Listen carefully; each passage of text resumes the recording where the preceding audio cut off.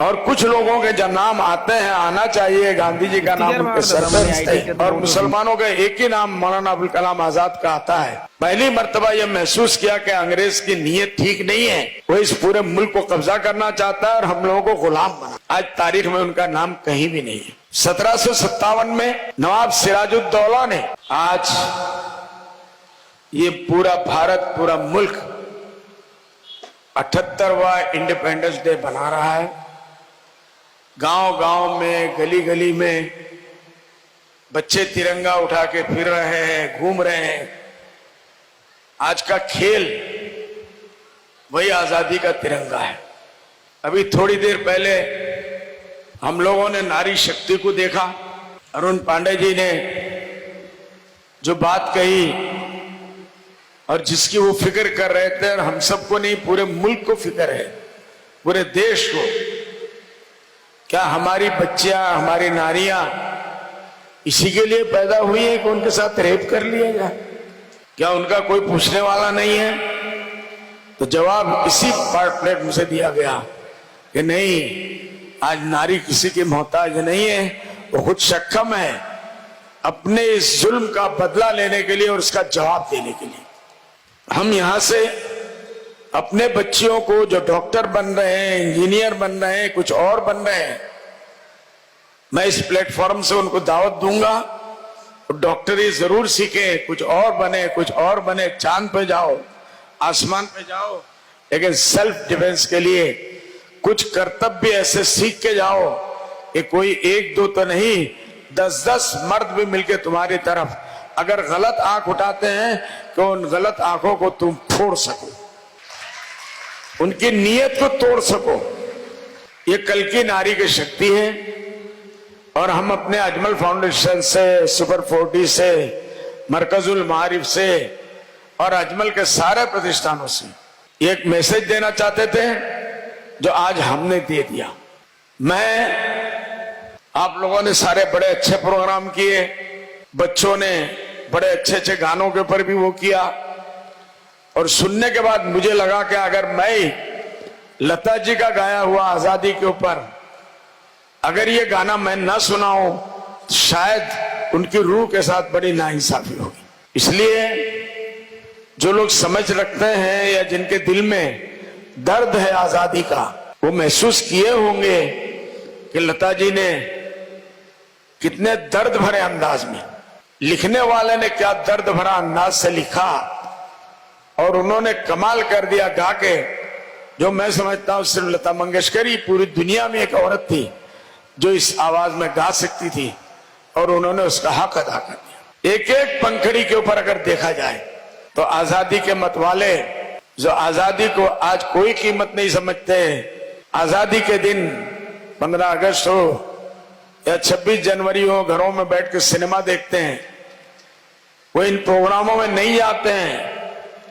उनको नहीं मालूम कि ये सिर्फ 78 बरस की मेहनत की नतीजा नहीं है।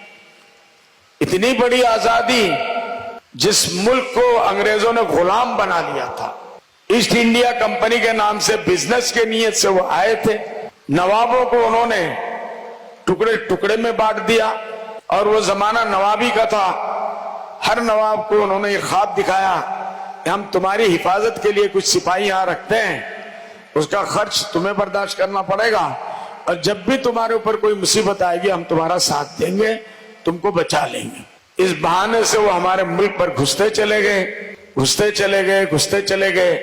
आज अफसोस की बात है, हम अपनी आजादी को सिर्फ 78 साल तक महदूद करते हैं। यकीनन 78 साल पहले हमें आजादी मिली, और कुछ लोगों के जब नाम आते हैं, आना चाहिए, गांधी जी का नाम उनके सर पर थे, और नेहरू जी का नाम, वल्लभ भाई पटेल का नाम, और मुसलमानों का एक ही नाम मौलाना अबुल कलाम आजाद का आता है। यकीनन इन लोगों की कुर्बानियां हैं, जेलों में ये गए हैं, लेकिन कितने दिन के लिए? आजादी कोई जादू की छड़ी नहीं थी जो एक दिन में मिल गई। इसके पीछे मेरे बच्चों 200 साल की कुर्बानी है, 200 साल। बंगाल से नवाब वर्दी अली खान ने 1756 में पहली मर्तबा यह महसूस किया कि अंग्रेज की नीयत ठीक नहीं है, वो इस पूरे मुल्क को कब्जा करना चाहता है और हम लोगों को गुलाम बना। आज तारीख में उनका नाम कहीं भी नहीं है। 1757 में नवाब सिराजुद्दौला ने अंग्रेजों के खिलाफ बंगाल में सबसे पहली तलवार निकाली और उनके सैकड़ों सिपाही, जिसमें हिंदू मुसलमान सब थे, उन्होंने जान दी, शहीद हो गए। आज उनका नाम कहीं भी नहीं है। उसमें हिंदू भी थे, मुसलमान भी थे, सबने एक होकर लड़ाई लड़ी। लेकिन सादिक अक बंगाल, मीर जाफर, जो आज भी हम लोग जब गाली देते हैं तो कि तू मीर जाफर का काम कर रहा है, गद्दारी का काम करना चाहता है। अगर मीर जाफर उनका वजीर था, अगर वो गद्दारी नहीं करता और नवाब सिराजुद्दौला को मैदान में अपनी जान देनी नहीं पड़ती तो शायद अंग्रेज वहीं रुक गए होते। 200 साल लड़ाई नहीं लड़नी पड़ती। गद्दार ने गद्दारी की, अपना ईमान बेचा, सैकड़ों हिंदू मुसलमानों को अपनी जान देनी पड़ी और सबसे पहले बहादुर सिराजुद्दौला को अपनी जान देनी पड़ी और शहादत का जाम पिया। उसके बाद यही आवाज दक्कन में हैदर अली खान साहब ने और उनके बेटे टीपू सुल्तान साहब ने इस तलवार को उठाया अंग्रेजों के खिलाफ। उनका एक मशहूर डायलॉग था, 100 साल की गीदड़ की जिंदगी से बेहतर है एक दिन की शेर की जिंदगी। मैं किसी के सामने अंग्रेज के घुटने नहीं टेकूंगा, मर जाऊंगा, शहीद हो जाऊंगा। और अंग्रेज ने भी ये कहा था कि जब तक के टीपू सुल्तान जिंदा है हम हिंदुस्तान पे हुकूमत नहीं कर सकते। टीपू सुल्तान को पहले मारना होगा, उसके बाद हम हिंदुस्तान की तरफ आगे बढ़ा सकते। ये वो जियाले बहादुर थे जिन्होंने 200 साल पहले ये कुर्बानियां दी। उनके भी फौज में हिंदू मुसलमान सब थे, बड़े बड़े वजीर उनके उसमें हिंदू लोग थे। इस तरफ शिवाजी के फौज में हिंदू भी थे, मुसलमान भी थे। जब शिवाजी ने, महाराज ने अफजल खान को मारा तो उनकी हिफाजत के लिए जो पीछे सिपाही खड़ा था, उनका बॉडीगार्ड, पर्सनल बॉडीगार्ड वो मुसलमान थे। ये कोई हिंदू मुसलमान की लड़ाई नहीं थी। इस मुल्क को अंग्रेजों से आजाद कराने के लिए हमारे बड़ों ने ये कुर्बानियां दी। बंगाल में सिराजुद्दौला ने, आपके कर्नाटका में नवाब टीपू सुल्तान साहब रहमतुल्लाह अलैह ने, इधर शिवाजी महाराज ने और दूसरे राजाओं ने मिलकर इस लड़ाई को आगे बढ़ाया और महसूस किया कि इस मुल्क को हम गुलाम नहीं होने देंगे। ये लड़ाई चलती रही और ये लड़ाई जाकर 100 साल तक ये लड़ाई चलती रही। पूरे हिंदुस्तान में अलग अलग जगहों में कोई हिंदू ये न कह सकता था कि हमने अकेले लड़ाई लड़ी, कोई मुसलमान नहीं कह सकता था। ये और बात है कि उस वक्त उनके लीडर मुसलमान थे लेकिन सिपाही जान देने वाले वही थे। 100 साल के बाद 1757 से ये लड़ाई शुरू हुई और पूरे मुल्क में जंगल के आग की तरह ये बात फैल गई कि हमको अंग्रेजों के सामने सर नहीं टेकना है। आज अफसोस की बात है कि ये बातें तारीख से निकाल दी गई। हम आजादी की बात शुरू करते हैं तो 78 साल पहले, उससे पहले कोई तारीख की बात नहीं करता। और अफसोस की बात है हमारे बड़े बड़े प्रोफेसर, टीचर्स भी आजादी की बात शुरू करते हैं तो 1857 से करते हैं, उससे पहले किसी की बात नहीं करता। एक दिन में ये बिल्डिंग ऐसे ही नहीं बन जाती। 50 माले पे जाना है, 70 माले पे जाना है बिल्डिंग को लेके, तो फाउंडेशन उतना ही मजबूत करना पड़ता है। आशिया को जरूरत लहू की पड़ी, आशिया को जरूरत लहू की पड़ी, सबसे पहले ही गर्दन है हमारी कटी। आशिया को लहू की जरूरत पड़ी, सबसे कर दे ही गर्दन हमारी कटी। फिर भी कहते हैं हमसे ये अहले चमन, फिर भी कहते हैं हमसे ये अहले चमन, ये चमन है हमारा तुम्हारा नहीं। अगर उस वक्त हमारे बुजुर्गों ने, हिंदू मुस्लिम भाइयों ने इस बागीचे की हिफाजत के लिए पानी की जगह अपना खून नहीं दिया होता तो 100 साल के बाद जो आजादी में आने वाले हैं, कोई 2 साल, कोई 4 साल, कोई 5 साल जेलों में रहे, इस आजादी के लिए हम उनको सलाम करते हैं। उन्होंने भी कुर्बानियां दी लेकिन ये आखिरी लड़ाई थी। उससे पहले 1857 में शामली के मैदान में जो लड़ाई हुई उसके भी आग बाग यही मदरसे के उलमाए किराम थे, हाफिज जामिन शहीद साहब और बड़े बड़े उलमाए किराम शामली के मैदान में गए और अंग्रेजों से आमने सामने मुकाबला हुआ। जाने गई, शहीद हो गए। इस तरीके से ये कुर्बानी का कारवां चलता रहा, आजादी का कारवां चलता रहा। मैं अपने बच्चों से ये कहूंगा कि अपने पुरुषों की हिस्ट्री को सुनो, पढ़ो, लिखा नहीं है तो लिखो ताकि तारीख में उनका नाम तो रहे। आज जो भी खड़ा होता है बड़े प्यार से, आज भी मैंने एक साहब की तकरीर सुनी सुबह से बैठ के, आजादी और आजादी के मतवालों के कुर्बानियों का एक आदमी का भी नाम नहीं लिया उन्होंने। अपने सरकार के प्रोग्राम गिनाते रहे 1.5 घंटे तक। जिन लोगों की कुर्बानियों की वजह से वो आज इतनी बड़ी बड़ी कुर्सियों पर बैठे हैं, उन्होंने एक मर्तबा भी उस सिपाहियों का नाम नहीं लिया, उन बलिदान देने वालों का नाम नहीं लिया। उसके बाद अंग्रेजों से आमना सामना मुकाबला उलमाए किराम का हुआ, जो मस्जिदों में मदरसों में पढ़ने वाले थे, क्योंकि अंग्रेजों ने ये हुकूमत, बहादुर शाह जफर जो रंगून में जाके मर गए, और उन्होंने मरने बहुत पहले एक शेर कहा था जो आज भी उसको पढ़ते हुए दिल कांप जाता है, कितना है बदनफीस जफर, कितना है बदनसीब जफर, दफन के लिए 2 गज जमीन भी न मिली कोई याद में। चूंकि आप और मेरी अगर लड़ाई है, तो जिससे मैंने आपसे छीना है, दुनिया डर भी मुझे उसी से रहेगा, यही वापस आ सकता है, यही मुझसे लड़ सकता है। उलमाए किराम को मैदान पे आना पड़ा। सबसे पहले शाह अब्दुल अजीज साहब, शाह वलीउल्लाह साहब रहमतुल्लाह अलैह ने दिल्ली के मस्जिद से फतवा दिया कि मुल्क गुलाम हो चुका है, इसको आजाद कराना हर मुसलमान का, हर भारतवासी का फर्ज है। इनकी नौकरियां लेना हराम, इनके यहां काम करना हराम, इनके हर चीज का बायकॉट किया जाए। ये एक ऐसी आवाज थी जिसको हिंदू मुसलमानों ने लब्बैक कहा। निकल गए लोग अपनी खानकाहों से, लोग अपने मंदिरों से, मस्जिदों से मैदान में निकल आए, और एक ही आवाज थी कि जब तक अंग्रेज इस मुल्क से नहीं जाएगा, हम सुकून से नहीं बैठेंगे। इस एक आवाज के ऊपर पता नहीं कितने लाखों लोगों के घर उजड़ गए।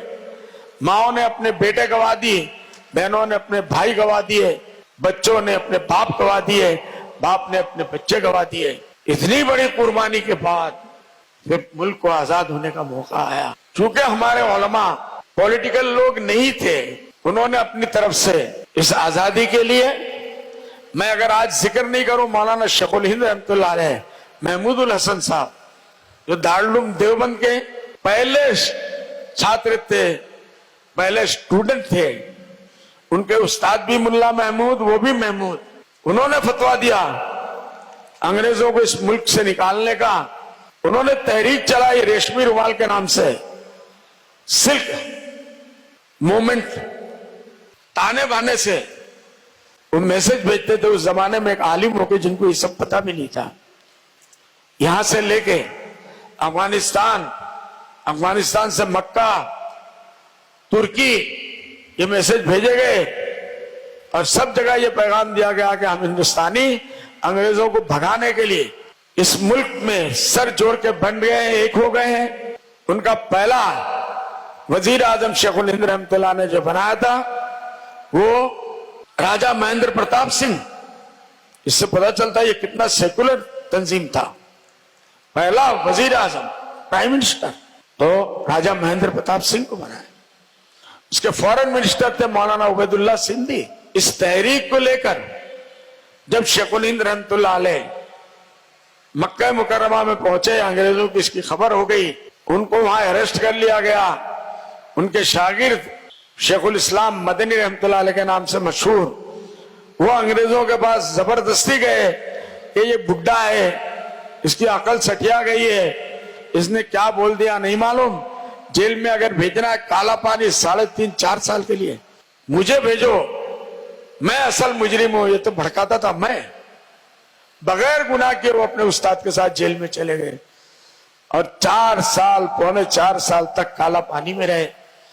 रोजाना अंग्रेज, पुराने का जमाने का स्त्री किसी ने देखा होगा, आयरन, उसके अंदर लोहे को, कोयले को गर्म करके उससे कपड़े को इस्त्री देते थे।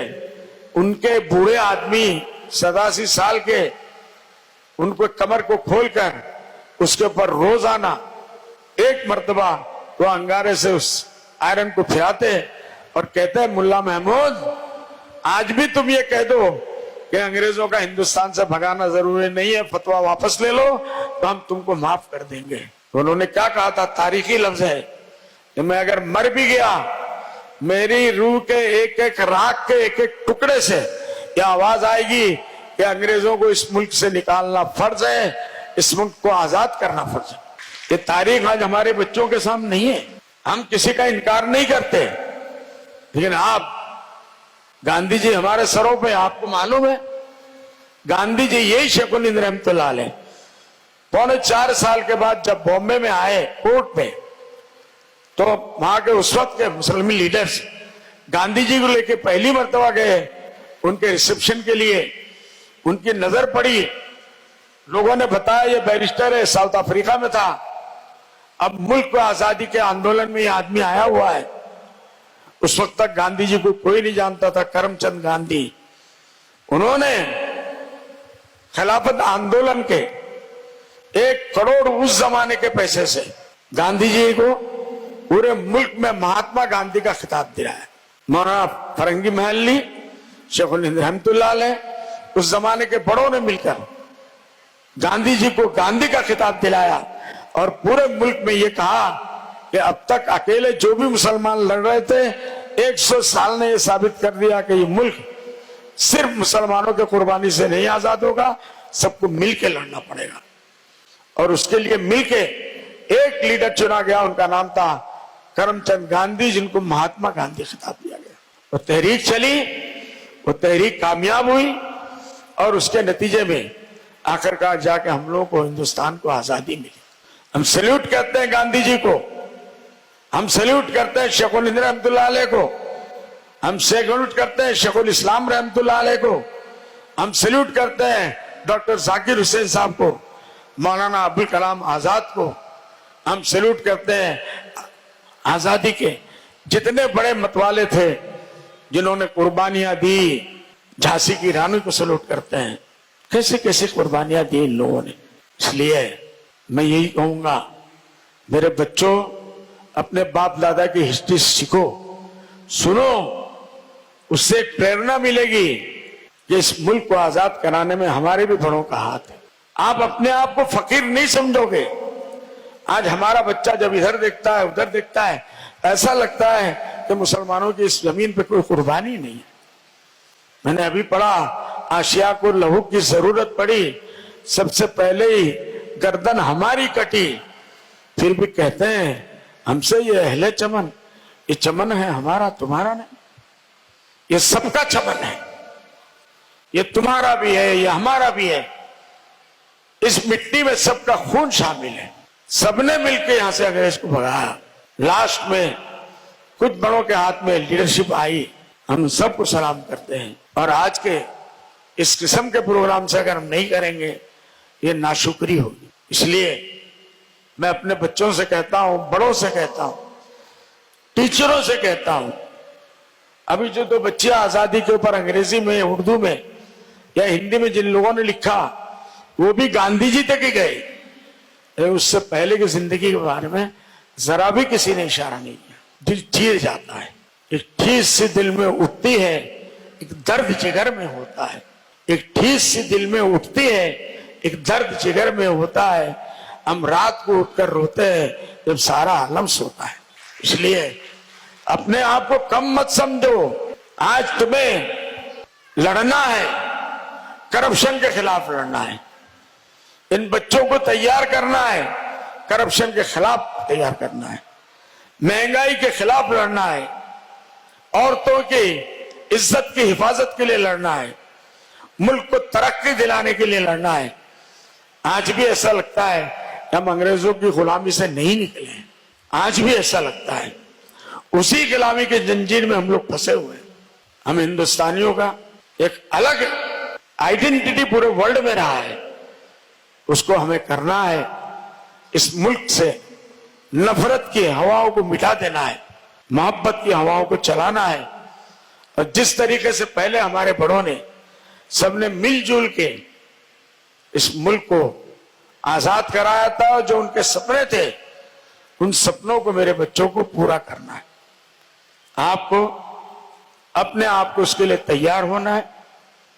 आप सिर्फ स्कूल में नहीं, थॉट्स ऑफ स्कूल में आपकी आइडेंटिटी होना चाहिए। आप कहीं भी जाओ, ये बच्चा, ये बच्ची कहां से आई है, ये अजमल का बच्चा है या बच्ची है, इसका ब्रेन वॉश यहीं से किए, कम्युनल के लिए नहीं, कम्युनलिज्म को खत्म करने के लिए। आप आगे बढ़िए। और आज के इस 78वें इंडिपेंडेंस डे के ऊपर शपथ खाइए कि हम लड़ेंगे और लड़ते लड़ते मर जाएंगे इस देश की आजादी के लिए, इस देश से हर उस बुराई को मिटाने के लिए जिसको हमारे पुरखों ने सपना देखा है। तो हम करेंगे इंशाअल्लाह। करेंगे या सो रहे हैं? मुझे तो लग रहा है सब सो गए। सो रहे के जाग रहे? हाथ उठा के दिखाओ। अच्छा, जाग रहे हो। जिंदा हो तो जिंदगी का सबूत भी दो, जिंदा हो तो जिंदगी का सबूत भी दो। दिल है तो ये कमबख्त धड़कता नहीं क्यों है? दिल है तो ये कमबख्त धड़कता नहीं क्यों है? गम देख के रोता क्यों नहीं है? खुशी देख के हंसता क्यों नहीं है? पत्थर की तरह बेहिस्सो बेजान सा क्यों है? ये दिल है, ये पत्थर नहीं है। इस दिल है, इसको दिल बनाओ। ये दिल है, इसको दिल बनाओ। कोई भी समाज में बुराई देखो तो चीख पड़ो, कांप जाओ, नींदें हराम हो जाए। ये अजमल की पहचान है, ये आप लोगों की पहचान है। हम हर बच्चे को जिहालत के अंधेरे से इल्म की रोशनी में ले जाना चाहते हैं और अंधेरे में रखना नहीं चाहते। लोग न कह सके कि मुसलमान बच्चियां पढ़ती नहीं है। आ जाए वो लोग जो कहते हैं कि मुसलमान बच्चियां पढ़ती नहीं है, कोई स्टेज पे आके देख ले, लाखों मुसलमान बच्चियां अब हायर एजुकेशन में जा रही है, यहां से लेके अमेरिका तक जा रही है और हर जगह अपने इल्म का और एजुकेशन का झंडा गाड़ रही है। सर, ये उम्मीद है कि अगले दिनों में ये और 1000 गुना आगे बढ़ेगी इंशाअल्लाह। और लता जी ने जो बात कही, ऐ मेरे वतन के लोगों जरा आंख में भर लो पानी, जो शहीद हुए हैं उनकी जरा याद करो कुर्बानी। जब अंत समय आया तो कह गए कि हम चलते हैं, इस देश को मेरे बच्चों आप लोग संभाल के रखो, ये आपकी जिम्मेदारी है। सिर्फ डॉक्टर बनना और पैसे कमाना हमारा मकसद नहीं है, उससे बहुत ऊपर कुछ हमारी सोच होनी चाहिए और वो सोच आप लोग यहां से लेके जाएंगे। टीचर्स उस सोच को बच्चों के अंदर मुंतकिल करेंगे, उन तक ट्रांसफर करेंगे और उनको एक देश का एक बेहतरीन नागरिक, एक सिपाही बना के भेजेंगे। मुझे आप लोगों से यही उम्मीद है। आज के दिन के लिए मैं समझता हूं इतनी बात काफी है। आप लोग खुश रहो, आबाद रहो, यहाँ रहो, वहां रहो, चाहे इलाहाबाद रहो, चाहे मुरादाबाद रहो। अल्लाह आप लोगों को सलामती रखे और हमारी हर साल आजादी इससे बेहतर आज की गुलामी से निकल के हम आजादी का जश्न मनाएं। मेरी यही अल्लाह से उम्मीद है, ईश्वर से उम्मीद है, प्रार्थना है कि हमारे इस मुल्क को आज की गुलामी से अल्लाह जल्द से जल्द निकाल दे।